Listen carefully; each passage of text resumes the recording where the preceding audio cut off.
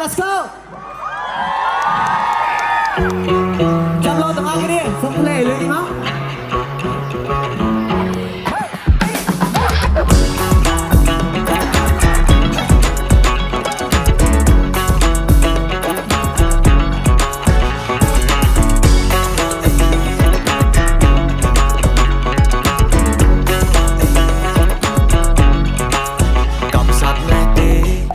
ចែកបេះដូងទុំនេះដើររកសង្សារមានហោរាឯណាតែខ្ញុំគិតភ្ជាប់ពាក្យឆ្នាំថ្មីពិតជាបានលៀបជ័យក្រមុំខាងកណន័យនាងអើយខិនមកចិនមកកាន់លុយបងបើអូនមកពីសាលាក្រហមមិនយល់ខុសឆ្គងជុំមកថាបេះដូងផងបងក៏ចេះគ្រប់គ្រងជំនាញខាងថៃនិងពូកែខាងធ្នងញ៉ែអូនមិនប្រើខ្សែហើយក៏មិនពឹងខ្នងបងតែចិត្តសន្សំបនបងនារីទុនខ្ញុំស្មោះសរហើយថ្ងៃនេះ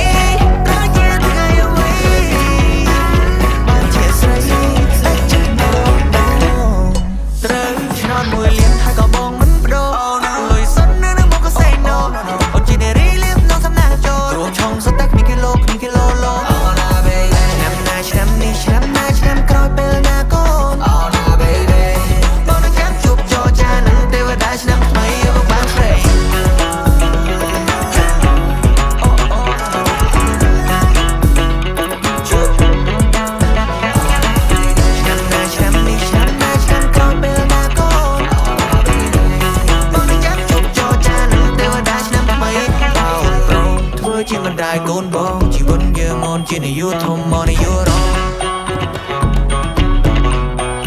បើបានកាន់ដៃអួតមិត្តភក្តិភូមិផងជីវិត10ឆ្នាំមានប៉ុន្មានដងមានប៉ុន្មានដងក្រមុំខាងភ្នំពេញនាងអើយថ្ពាល់ខួចសម្បូរមុនស្នេហ៍និយាយពីរៀងចាញ់មន់ចាយមកសំណាងលោកស្អីបើអូនព្រមស្នេហ៍